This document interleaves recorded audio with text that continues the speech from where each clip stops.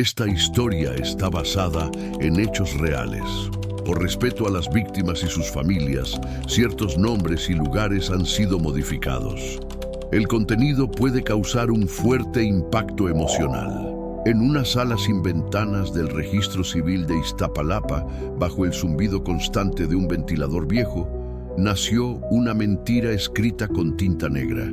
A las 03:17 de una madrugada húmeda de septiembre, la enfermera entregó un papel que decía Juan Manuel González, pero nadie en esa sala lo conocía por ese nombre. Su madre, apenas una adolescente rota, lo miró por primera vez sin poder nombrarlo.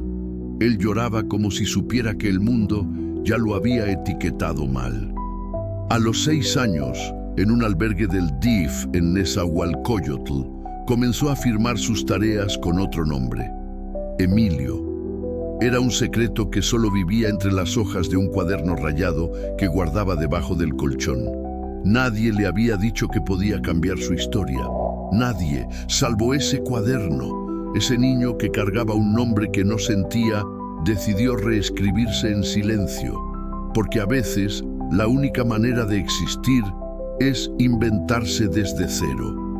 A los 7 años, Emilio aprendió a leer antes que a confiar.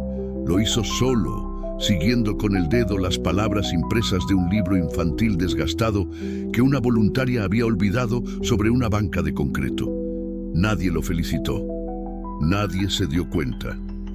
En el albergue, los logros eran fantasmas que se esfumaban antes de tocar la piel. Él ya no respondía cuando alguien gritaba Juan Manuel, aunque sabía que legalmente era ese el nombre que figuraba en los expedientes, en las carpetas, en el brazalete que alguna vez llevó en el hospital. Juan Manuel era una sombra, un niño que no recordaba haber sido, un eco burocrático. Pero Emilio era el que escribía en los márgenes del cuaderno ideas que no se atrevía a decir en voz alta.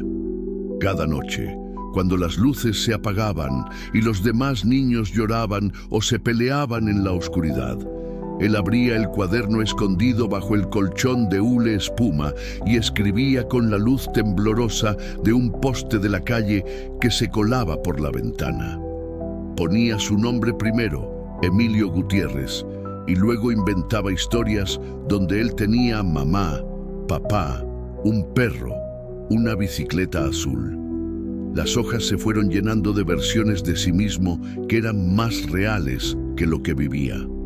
La trabajadora social encargada del módulo, una mujer de voz gruesa llamada Lorenza, lo observaba con recelo. «Este niño tiene algo raro», solía decir mientras tomaba café en una taza desportillada. Pero nunca se acercó a preguntar por qué Emilio nunca respondía al nombre que tenía en su ficha. Un día, a los 8, llegó una psicóloga nueva. Se llamaba Daniela y traía blusas de colores que contrastaban con el gris perpetuo del lugar. Notó que Emilio escribía más de lo que hablaba y un martes cualquiera le preguntó en voz baja por qué no le gustaba su nombre. Emilio no contestó. Solo le mostró una página de su cuaderno donde, con letras grandes, se leía: Juan Manuel murió cuando yo nací. Daniela no supo qué decir, pero a partir de entonces lo empezó a llamar Emilio, al menos en privado. Esa complicidad fue la primera grieta en el muro que lo rodeaba. Sin embargo, el mundo no perdona las pequeñas rebeliones. Un día, Lorenza encontró el cuaderno y, creyendo que era una falta de respeto, lo rompió frente a todos. Emilio no lloró. Solo recogió las hojas como si fueran pétalos de un funeral íntimo. Esa noche no cenó. Tampoco habló durante 2 semanas. Se sentaba en la litera inferior, mirando la madera húmeda del somier de arriba, sintiendo cómo el silencio crecía como una planta venenosa dentro de su pecho. Un día, sin decirle a nadie, fue a la pequeña biblioteca del albergue y robó un cuaderno nuevo. Lo escondió en el forro de su chamarra y volvió a empezar. Escribió su nombre 10 veces en la primera página, como si al repetirlo pudiera invocarlo. Cada letra era un acto de resistencia, cada palabra un ladrillo en la construcción de su verdadera identidad. A los 9, alguien vino a adoptarlo, una pareja de Querétaro. Se llamaban Fabiola y Mauricio. Lo eligieron por su silencio, por su aparente docilidad. Firmaron los papeles. Se despidió del albergue sin mirar atrás. En el auto, mientras salían de la ciudad, Fabiola le preguntó si quería que lo llamaran Juan o Juanma. Él murmuró, con voz seca: «Me llamo Emilio». Mauricio se rió, creyendo que era un chiste infantil, pero Fabiola no. Ella le sostuvo la mirada a través del espejo retrovisor y asintió sin decir nada. En la nueva casa le compraron ropa, zapatos, útiles escolares. En su mochila nueva, Emilio volvió a guardar su cuaderno. Nadie sabía lo que escribía ahí. Eran fragmentos de recuerdos, deseos, cosas que nunca dijo. Algunas noches aún soñaba con Lorenza rompiendo sus páginas y despertaba con las manos apretadas como si aún tratara de salvarlas. Pero en Querétaro empezó a hablar un poco más. Fabiola lo escuchaba. Mauricio no sabía muy bien cómo interactuar, pero respetaba sus silencios. En la escuela, sin embargo, su acta seguía diciendo Juan Manuel González. Cuando pasaban lista, él dudaba antes de alzar la mano. Le costaba reconocerse en ese sonido. Una vez, un maestro le dijo en tono burlón: ¿No te gusta tu nombre o qué? Emilio bajó la mirada. En casa, Fabiola llamó a una abogada amiga suya. Quería saber si era posible cambiar legalmente el nombre de un niño adoptado. El proceso era largo, lleno de burocracia, pero posible. Cuando le preguntaron a Emilio si quería hacerlo, él solo dijo sí, porque ese niño ya no existe. El trámite tardó casi un año. Durante ese tiempo siguió firmando sus tareas como Emilio, aunque oficialmente no lo era. Un día de mayo, al salir de clases, Fabiola le entregó un sobre. Dentro venía su nueva acta de nacimiento. Nombre: Emilio Gutiérrez Méndez. Nacionalidad: mexicana. Fecha de nacimiento: la misma. Pero algo había cambiado. Esta vez, el papel coincidía con la verdad. Emilio no lloró. Solo apretó el sobre contra su pecho y pensó en su cuaderno. En cada palabra que escribió a escondidas. En cada vez que se atrevió a inventarse. Porque no fue un juez, ni un abogado, ni una trabajadora social quien le dio ese nombre. Fue él, a puño y letra. En medio del abandono, del olvido, de la confusión, se había nombrado a sí mismo. Durante los primeros meses con su nuevo nombre, Emilio caminaba como si el suelo fuera diferente, como si al fin pudiera pisarlo sin sentir que se hundía. Nadie más lo notaba, pero para él, cada llamada en la lista escolar, cada hoja que firmaba, cada tarjeta con su nombre correcto, era una pequeña victoria sobre un pasado que no pidió. Sin embargo, la memoria no se borra con tinta nueva. En las madrugadas, cuando Querétaro dormía y los perros ladraban a la distancia, él despertaba sobresaltado con el eco de voces que ya no existían. Voces que decían: Juan Manuel, ven acá, o ese niño está raro. El albergue seguía en su piel como un olor que no se va, y por más que Fabiola lo abrazara o Mauricio le hablara de fútbol, había una parte de él que no lograba salir de aquella litera con colchón duro y sábanas con olor a humedad. Una tarde en la escuela, la maestra de historia pidió un ensayo sobre nuestra identidad. Mientras los demás escribían sobre sus apellidos, sus abuelos o la comida que les gustaba, Emilio guardó silencio frente a la hoja en blanco. Luego, casi sin pensar, comenzó a escribir. Mi nombre no me lo dieron, lo construí. Me llamaba Juan Manuel, pero ese nombre no era mío. Me sentía invisible. Ahora me llamo Emilio, y aunque no sé bien quién soy, sé quién no quiero volver a ser. Entregó el trabajo con las manos temblorosas. Días después, la maestra lo llamó al escritorio. No para regañarlo, no para juzgarlo, solo para decirle que su texto la había hecho llorar.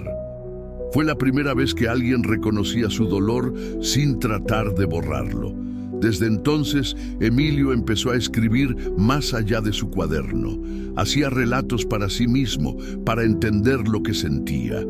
A los 11 ya tenía una caja llena de hojas, historias breves, frases sueltas, dibujos con anotaciones tristes como "a veces quiero volver a empezar" o "mi cabeza es un cuarto sin ventanas". Fabiola le compró una laptop usada para que pudiera pasar todo lo que escribía. Nunca leía sus textos sin permiso, pero una vez, al pasar por su cuarto, lo escuchó sollozar en silencio mientras tecleaba. No entró. Solo se quedó detrás de la puerta, escuchando el golpeteo suave del teclado mezclado con respiraciones rotas. Emilio no sabía cómo explicarlo, pero cada historia que inventaba era una forma de exorcizar las voces del pasado, las que le dijeron que no valía nada, las que se burlaban de su silencio, las que destruyeron su cuaderno sin saber que era lo único que le daba sentido. Un día, en una feria del libro local, Emilio vio una mesa con escritores jóvenes. Había un cartel que decía "Cuentos inéditos de adolescentes queretanos". Se acercó. No dijo nada. Solo miró desde lejos. Una mujer de cabello canoso y sonrisa amable lo invitó a leer algo. Él negó con la cabeza, pero le dio una hoja, una sola. Tenía un relato titulado "El niño que se borró a sí mismo para volver a nacer". Ella lo leyó en silencio, luego le pidió su nombre. Él dijo Emilio y ella asintió como si ya lo supiera. Semanas después recibió un correo donde le confirmaban que su cuento sería publicado en una antología. No lo dijo en casa, no por miedo, sino porque aún no sabía cómo se sentía al respecto. El día de la presentación, Fabiola y Mauricio fueron con él. Se sentaron en la última fila. Cuando dijeron su nombre por el micrófono, Emilio tardó unos segundos en levantarse. Caminó hasta el frente como si aún llevara encima el peso del albergue, del papel con el nombre equivocado, de las noches escribiendo con una linterna robada. Pero cuando tomó el micrófono, su voz salió firme. Leyó su cuento sin tartamudear, sin dudar. Al terminar, hubo silencio. Luego, aplausos. Algunos tímidos, otros más intensos. Fabiola lloraba. Mauricio no sabía cómo reaccionar, pero lo abrazó torpemente al bajar del escenario. Esa noche, en su cuarto, Emilio sacó el cuaderno original, el primero que había logrado reconstruir con hojas arrancadas y cinta adhesiva. Lo abrió en la primera página, donde aún se leía con letra de niño: Emilio Gutiérrez. Abajo escribió: "Hoy me llamaron por mi nombre, no el que me dieron, el que me inventé, el que me salvó". Por primera vez en mucho tiempo durmió sin pesadillas, porque aunque el dolor seguía allí, ya no era un muro, sino una cicatriz. Y las cicatrices, pensó, también cuentan historias. A los 12 años, Emilio ya había aprendido a sonreír sin mostrar los dientes. Era una sonrisa medida, de las que se usan para no incomodar, para disimular el temblor que aún vivía bajo la piel. En la secundaria lo consideraban reservado, incluso raro, pero los profesores sabían que algo en su mirada era diferente. Había una intensidad silenciosa, como si llevara dentro una historia que no se atrevía a decir en voz alta. Un día, en la clase de ética, les pidieron escribir una carta que nunca enviarían. Emilio escribió una dirigida a sí mismo. Querido Juan Manuel, ya no te odio, pero tampoco te necesito. Gracias por sobrevivir cuando yo no podía. Ahora me toca a mí. No firmó como Emilio, solo dibujó una línea recta. A veces sentía que su identidad era eso, una línea entre lo que fue y lo que quiso ser. Esa semana encontró una caja de fotos viejas en el armario de la casa. Fabiola había guardado imágenes de cuando lo conocieron, del día en que llegó, del primer cumpleaños que celebraron juntos. En todas esas fotos, Emilio se veía tenso, como si su cuerpo aún no se hubiera adaptado al espacio. Al verlas, sintió ternura y rabia, porque era él, sí, pero aún no era suyo, no se pertenecía. Esa noche, imprimió una de esas fotos y la pegó en su cuaderno. Abajo escribió: no eras tú, eras un reflejo, un fantasma educado. Las palabras eran su forma de domesticar los recuerdos. Cada frase le servía para arrinconar al dolor y observarlo desde lejos, con la distancia que da el lenguaje. Pero no todo era refugio. También había grietas. A los 13 comenzaron las preguntas más crudas en la escuela. ¿Por qué tus papás son tan grandes? ¿Por qué no tienes fotos de bebé? ¿Por qué tu acta dice otra cosa? Emilio evitaba responder. Solo una vez, en una discusión con un compañero que lo empujó en el patio, gritó con furia: «¡Porque nací con el nombre equivocado, cabrón!». Nadie entendió. El maestro lo regañó por la grosería, no por el grito de auxilio detrás de las palabras. En casa, Fabiola intentó hablar con él, pero Emilio se encerró en su cuarto. No quería compasión, solo quería tiempo. Esa noche, escribió en su cuaderno una frase que repetiría durante años: «Yo no quiero que me entiendan, quiero que me dejen ser». Fue entonces cuando comenzó a escribir historias sobre otros niños, niños que vivían en orfanatos, que se inventaban nombres, que tenían amigos imaginarios que los llamaban por el nombre correcto. Uno de esos cuentos, titulado El niño sin eco, fue seleccionado en un concurso literario juvenil. Lo publicaron en una revista digital de la Ciudad de México. El texto se viralizó. Una mujer desde Monterrey lo leyó y escribió en los comentarios: «Mi hijo también tuvo que inventarse para sobrevivir. Gracias por esta historia».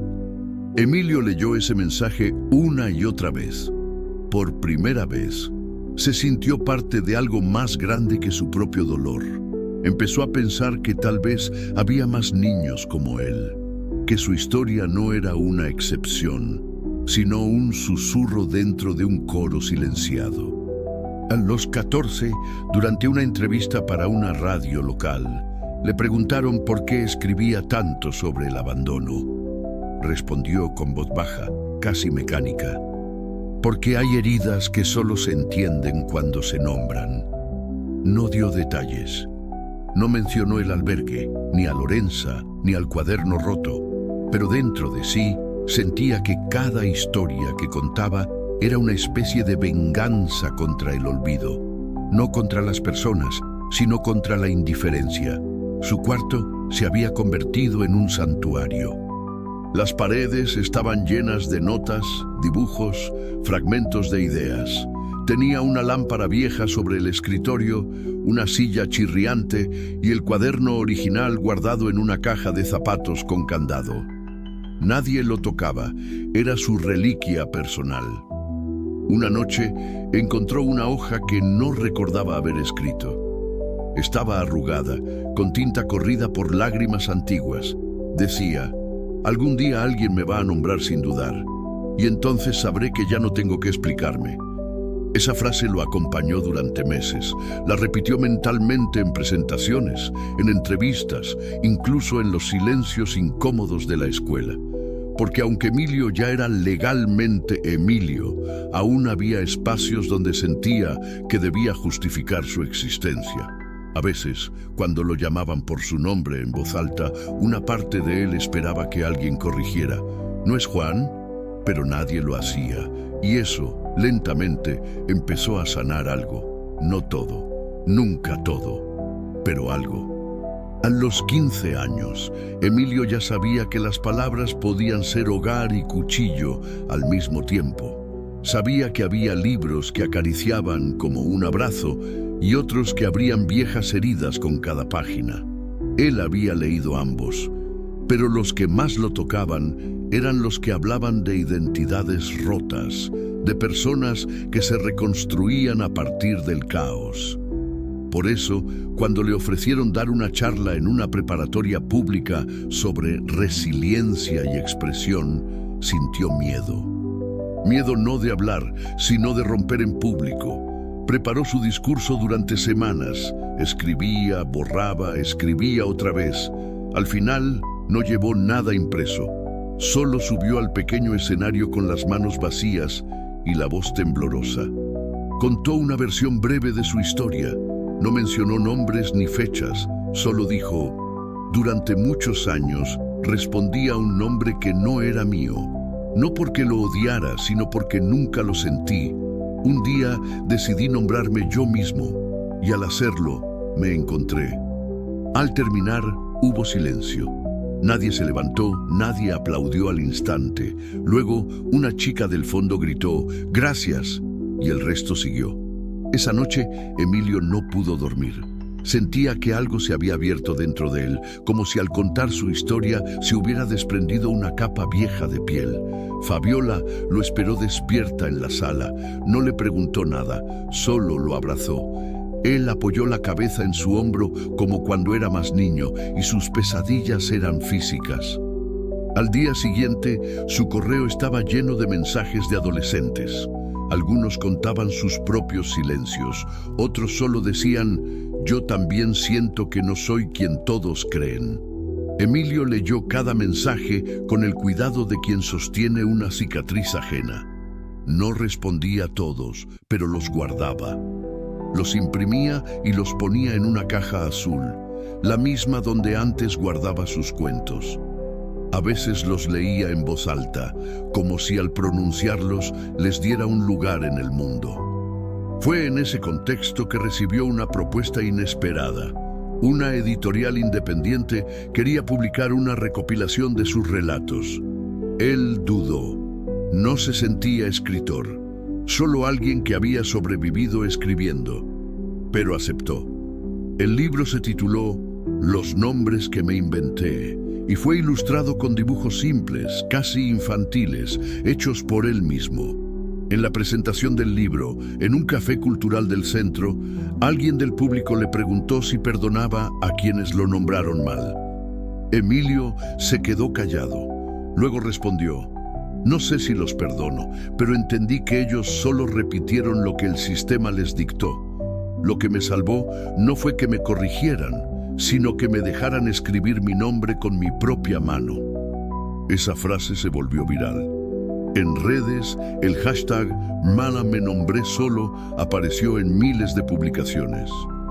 Algunos lo usaban para hablar de transiciones de género, otros para hablar de infancia institucionalizada, otros simplemente para describir momentos en que decidieron ser alguien más. Emilio nunca buscó convertirse en símbolo, solo quería dejar de sentirse invisible. Pero cuando cumplió 16, ya era invitado a eventos literarios, podcasts, charlas. Algunos lo llamaban el chico que se renombró, otros el escritor del cuaderno roto. Él siempre corregía con suavidad: «Solo soy Emilio». En uno de esos eventos se le acercó una mujer mayor con ojos húmedos. Le dijo que había trabajado en el DIF de Nezahualcóyotl hace años. Emilio sintió un escalofrío. Pensó en Lorenza, en la litera, en las paredes frías. La mujer no lo reconocía, pero al escucharlo hablar, entendió. Le pidió perdón, no por algo que ella hizo directamente, sino por todo lo que el sistema permitió que pasara. Emilio no supo qué decir, solo le dio las gracias. Esa noche escribió en su diario: «Hoy me pidieron perdón por algo que ya no duele, pero sigue ahí. Porque el dolor no siempre se va, a veces solo cambia de lugar». A los 17, su historia fue llevada a una obra de teatro escolar. Él no participó, pero fue al estreno. Cuando el actor que lo interpretaba gritó en escena: «Yo no soy Juan Manuel», Emilio sintió un nudo en el estómago, no por vergüenza, sino por vértigo. Era raro ver su dolor encarnado por otro. Al final de la función, una niña de primer año se le acercó y le dijo que ella también escribía cuentos para no llorar. Él le regaló una libreta vacía. Le dijo: «Este es tu cuaderno. Escribe tu nombre como tú quieras». Porque Emilio ya no necesitaba escribir para existir, pero sabía que había muchos que aún lo necesitaban. A los 18 años, Emilio ya no necesitaba esconder su cuaderno debajo del colchón. Tenía una repisa llena de ellos, alineados como testigos de su reconstrucción. Cada libreta tenía una portada distinta: cartulina, cuero, incluso una hecha con el cartón de una caja de cereal. Las fechas estaban escritas con lápiz, como si el tiempo pudiera deshacerse si era necesario. Pero no lo era. Ahora el tiempo era suyo. Caminaba por las calles de Querétaro con paso firme, pero cada tanto pasaba frente a un espejo y aún dudaba. No por inseguridad, sino porque aún le sorprendía reconocerse, ver ese rostro que antes esquivaba, ese cuerpo que un día sintió ajeno, esa voz que ahora decía su nombre con orgullo. Emilio ya no necesitaba explicarlo ni corregirlo, solo decirlo. En la universidad estudiaba literatura. Sus profesores lo respetaban, sus compañeros lo leían, pero él seguía escribiendo desde el mismo lugar, ese rincón invisible donde los niños rotos se inventan. Nunca se olvidó de lo que fue, nunca pretendió borrar el pasado. Al contrario, lo tejía en cada historia. En uno de sus cuentos, narraba la vida de un niño que vivía en un archivo, entre expedientes olvidados. El niño se escapaba cada noche y escribía nuevos nombres sobre los papeles ajenos, regalándoles identidades más dulces. Ese cuento fue leído por una jueza de lo familiar en la Ciudad de México. Le escribió un mensaje corto: «Gracias por recordarnos que los nombres no siempre nombran». Emilio no respondió. Solo anotó esa frase en la última página de su nuevo cuaderno.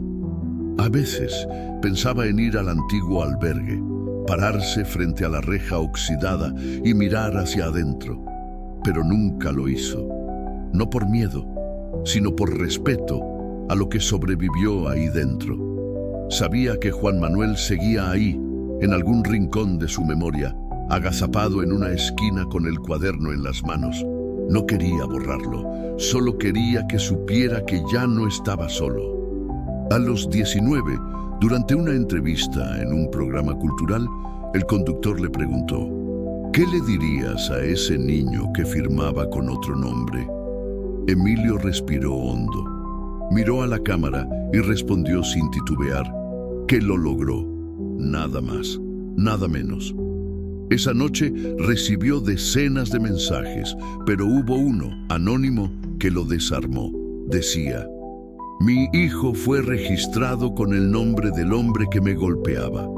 Hoy, él también escribe cuentos con otro nombre. Gracias por mostrarle que no está mal querer llamarse diferente». Emilio lloró en silencio.